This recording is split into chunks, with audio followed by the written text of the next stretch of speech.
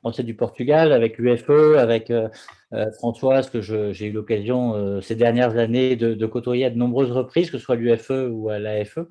Je suis depuis 25 ans résident aux États-Unis avec femme et enfants. J'y suis arrivé en tant qu'expatrié pour une société française pour ouvrir leur filiale en Louisiane, à la Nouvelle-Orléans. Et après 5 ans, j'y suis resté à mon compte en tant qu'entrepreneur. Et j'ai monté trois sociétés, différentes activités, dans l'inspection de produits et marchandises, dans l'événementiel et dans le domaine de la sécurité. Et j'ai été élu avec 2 mandats, comme Françoise et comme Laurent, à l'Assemblée des Français à l'étranger, conseiller consulaire pour le deuxième mandat, et puis à l'Assemblée des Français à l'étranger. J'ai servi pendant 10 ans. Je suis passé par l'associatif. J'ai été président de l'Union des Français de l'étranger en Louisiane pendant pas loin de 10 ans aussi. Et puis, lorsqu'il y a eu les élections en 2009, les États-Unis ont eu un découpage différent de circonscriptions et j'ai souhaité m'engager. Surtout que ça se passait après des périodes difficiles en Louisiane où les cyclones se succédaient. On n'avait pas forcément les réponses des autorités consulaires, etc. Donc j'ai voulu m'engager un petit peu plus et j'ai servi donc pendant plus de 10 ans à l'Assemblée des Français à l'étranger.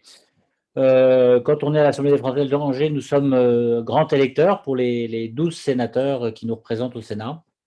Et j'ai été sollicité à plusieurs reprises, plusieurs élections, pour être sur des listes et apporter mon soutien à des sénateurs qui se battent au quotidien, effectivement, au Sénat pour les Français établis hors de France. Ce que je pourrais dire rapidement, donc, parce que je suis plutôt là pour essayer de parler avec vous de problématiques et de répondre à d'éventuelles questions. Mais ce que je pourrais dire, c'est qu'il y a une certaine frustration. Je ne suis pas un politicien, je n'ai pas fait ma carrière dans la politique. Je suis dans le domaine privé, je suis entrepreneur. Je me suis retrouvé un petit peu là dans un concours de circonstances, provoqué certes, mais un concours de circonstances, d'associatifs, élus, et puis accident de la vie, accident de parcours, me suis retrouvé au Sénat.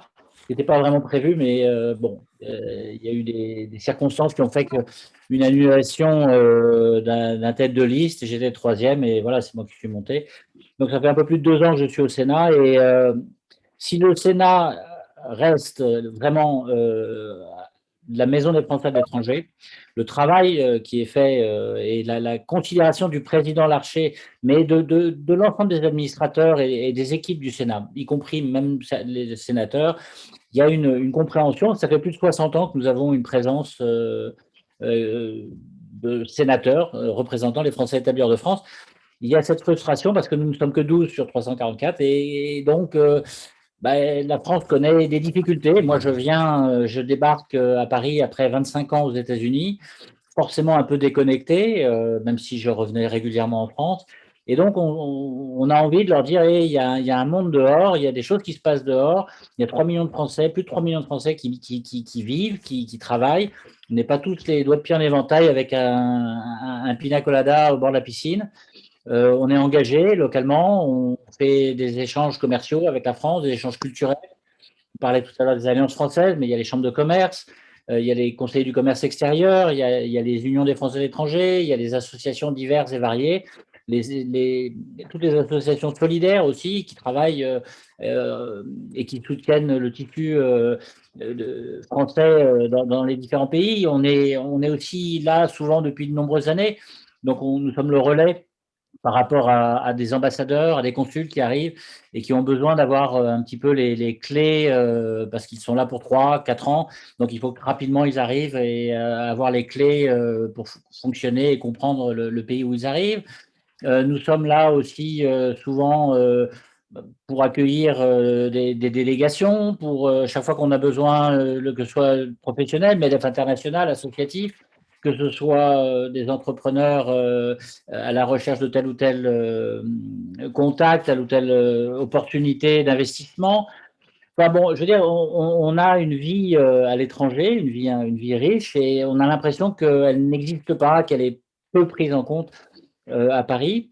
Et c'est donc le côté un petit peu frustrant sur notre boulot, parce que nous sommes là, comme je le décris souvent, nous sommes plus là pour rappeler de temps en temps et de dire attention, ou là, il y a 3 millions de Français derrière tel texte, derrière telle décision, derrière telle politique, vous allez générer des conséquences, vous allez générer des conséquences néfastes, des conséquences graves pour les 3 millions de Français qui vivent à l'étranger. On parle scolarité, on parle modification du statut des enseignants, on parle enveloppe des bourses, on parle solidarité des Français, on parle soutien au tissu associatif, on parle soutien aux entrepreneurs. Enfin, voilà, donc à chaque fois que quelque chose se passe, on a un peu l'impression quelquefois que, heureusement, nous sommes là au Sénat pour dire attention. Et là-dessus, je tiens à préciser quand même l'importance du travail des 12 sénateurs, souvent, très souvent, avec des votes à l'unanimité, parce que les intérêts et les enjeux sont extrêmement importants pour défendre et représenter nos compatriotes. Le Sénat reste cette maison des Français étrangers, surtout par rapport à l'Assemblée nationale. L'Assemblée nationale, c'est une évolution récente. C'est le président Sarkozy qui avait fait une modification de la Constitution en 2008 et qui avait pris donc 11 sièges de députés en France. On ne pouvait pas en créer plus que les 577. Donc, il en avait pris 11 sur le territoire français et qu'il a ventilé à travers le monde sur des circonscriptions qui vont jusqu'à plus de 50 pays pour certaines. Je crois que c'est la 11e circonscription. Donc, on a maintenant une double représentation à l'Assemblée et au Sénat. Donc, plus récent, depuis 2012, premier mandat en 2012 pour les députés. Plus récent, plus difficile parce que la façon de travailler de l'Assemblée nationale est beaucoup plus en soutien et en contact direct avec le gouvernement, dans la lignée, le texte de loi passe au Conseil des ministres, le gouvernement l'envoie à l'Assemblée nationale. Nous avons le temps. Nous avons 3 mois, 6 mois pour travailler sur les textes, pour voir toutes les problématiques qu'il peut y avoir, pour voir la faisabilité de telle ou telle décision. Et donc, c'est pour ça qu'on joue ce rôle aussi de père tranquille, j'allais dire. Ça ne correspond pas vraiment au père tranquille, mais c'est le père tranquille qui regarde le texte, qui étudie le fond du texte et qui voit les amendements possibles, qui a le temps de faire ces amendements, de travailler sérieusement sur ces amendements. Et c'est pour ça qu'il y a eu pas mal d'initiatives du côté du Sénat ces 2-3 dernières années qui vraiment apporté un plus très concret. Des initiatives qui n'ont pas été suivies par l'Assemblée nationale, qu'on peut regretter, quand le texte repart à l'Assemblée nationale après, ou pire, qui ont été négligées au départ. C'est-à-dire, je vous donnerai un exemple très très concret, très récent. Je me suis occupé lors du texte sur les violences faites aux femmes, je me suis occupé d'un amendement parce que j'ai été confronté en tant qu'élu à l'Assemblée des Français à l'étranger à des situations un peu difficiles de certaines de nos compatriotes aux États-Unis. Et donc, j'ai été sensibilisé à cette difficulté. Quand on est loin, c'est encore plus difficile.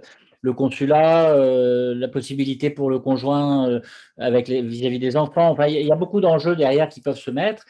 Et donc, j'ai réussi à faire voter un amendement qui est à la majorité, à l'unanimité, j'allais dire, à l'unanimité, avec le soutien du gouvernement. Et donc, là, ce coup-ci, on a réussi à le faire passer. Donc, c'est un amendement qui est passé pour que pour que le rapport des Français établis hors de France prenne en compte et annonce maintenant les rapports face à un compte rendu et un chapitre spécifique pour les violences contre les femmes. Simplement, on a travaillé sur cet amendement. On a fait des recherches. La députée qui a déposé cet amendement et qui a été rejeté, ben c'est la vôtre, c'est Madame Casbonne, qui avait déposé un amendement à peu près similaire, mais qui avait voulu créer une espèce d'agence, faire quelque chose de très, très, très, j'allais dire, une espèce d'usine à gaz. C'est pas de ça dont on a besoin. On a besoin d'avoir des faits, d'avoir une réalité. Et donc, elle s'est fait retoquer par son propre gouvernement et par sa propre majorité. Et on a réussi, nous, à le faire intelligemment, avec le temps. en préparant les choses. Voilà. Donc, c'était pour vous montrer aussi la façon dont on peut travailler. Mais il y a eu beaucoup d'autres initiatives au Sénat ces derniers mois. Là, je travaille en ce moment sur un texte et sur une proposition de loi sur le handicap, la prise en charge et la prise en compte du handicap pour les enfants français résidant à l'étranger. J'ai été confronté à plusieurs difficultés par des familles déjà établies à l'étranger, mais j'ai aussi rencontré en France des gens qui ne sont pas partis à l'étranger parce qu'avec un enfant handicapé et ne voulant pas faire face à toutes ces difficultés auxquelles ils allaient être confrontés. Donc voilà, c'est un sujet très récent puisque on va déposer la proposition de loi là cette semaine. Mais voilà un petit peu en quelques mots les activités et les travaux que nous faisons. Je crois qu'on a eu beaucoup de travail ces 2, 3 dernières années, parce que on a eu un gouvernement et un président pour qui le français établi hors de France n'existait pas. Il y a qu'à voir chaque déclaration qu'il faisait le 14 juillet, le 31 décembre, etc., il oubliait simplement de mentionner les Français établis hors de France.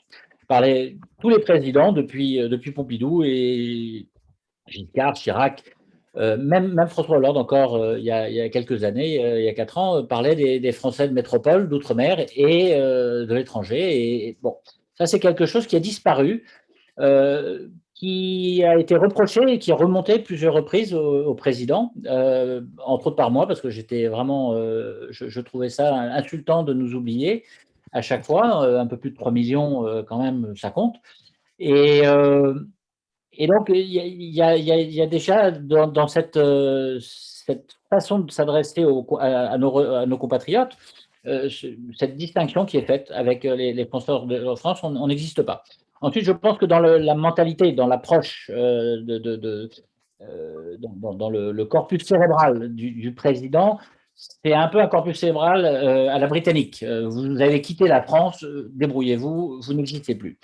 Et c'est pour ça que sa lettre a été très, très mal perçue par de nombreux compatriotes et de nombreux ressortissants, parce que sa lettre, elle fait un petit peu opportuniste à quelques semaines de l'élection. Et en plus, ça sonne faux parce que, bah, d'abord, ce sont des chiffres de 2020, on est en 2021.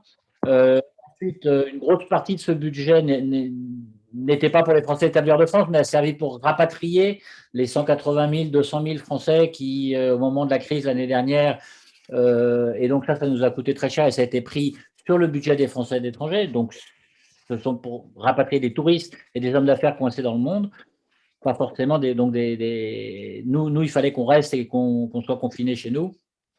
Donc voilà, je pense qu'il y a eu un malentendu, un malaise qui s'est confirmé par des décisions, qui s'est confirmé par des votes, qui s'est confirmé par des déclarations non suivies des faits. En Côte d'Ivoire, le président déclare sur les problèmes d'interdit bancaire et de difficulté d'ouvrir des comptes qu'il faut mettre fin à ça, et ça c'était au mois de décembre l'année dernière, il y a plus d'un an. Il y a un an, oui, il y avait plus d'un an. Donc, voilà ce qui se passe concrètement. Aujourd'hui, rien n'est fait. On en a parlé, bien sûr, aux différents ministres. On en a parlé à différentes réunions. Nous sommes plusieurs à nous battre là-dessus.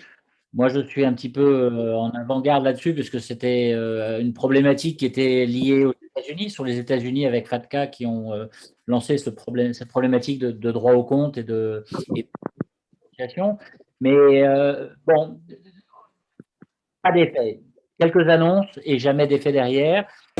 Vous avez tous entendu parler du doublement des effectifs avant la fin de son terme. Bon, on en est très loin. On est même avec une baisse des effectifs scolarisés dans le réseau. On a tous entendu parler d'une multitude de programmes, etc. Et à chaque fois, c'est annulé, à chaque fois, c'est reporté, à chaque fois, c'est divisé par deux, à chaque fois, c'est non utilisé. Et donc, ça finit par être un peu usant.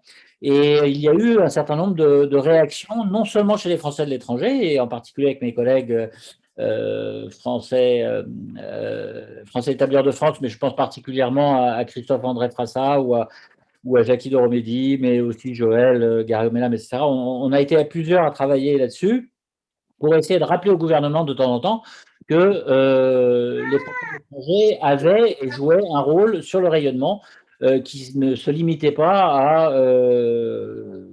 être une source fiscale de revenus par prélèvement fiscal, mais qu'on pouvait aussi les aider. Et je crois qu'on on l'a montré par notre solidarité, on l'a montré par nos réactions au moment de la pandémie et la crise sérieuse qui a démarré fin au mois de mars l'année dernière.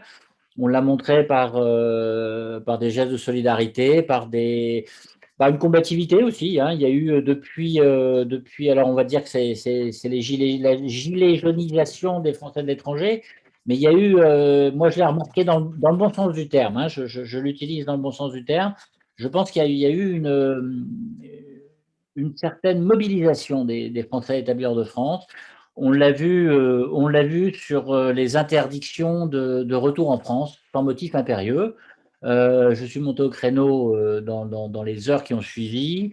Ma femme qui est à l'UFE, qui est candidate en numéro 2, conseiller consulaire aux États-Unis, a été parmi les plaignantes au Conseil d'État. Et donc, on a vu cette mobilisation, on a vu ces pétitions qui se sont mises en ligne, que ce soit, alors soit derrière un faux-nez politique ou associatif, mais peu importe. Il y avait 10 000, il y avait 15 000, il y avait 20 000, il y avait 100 000 signatures. C'est ça qu'il faut voir. Il y avait des mobilisations du monde entier. Stop, ça suffit. Il y a eu sur la fermeture des alliances plus de 10 000 signatures sur une pétition lancée. Il y a eu, voilà. Donc ça, c'est des effets positifs, je trouve.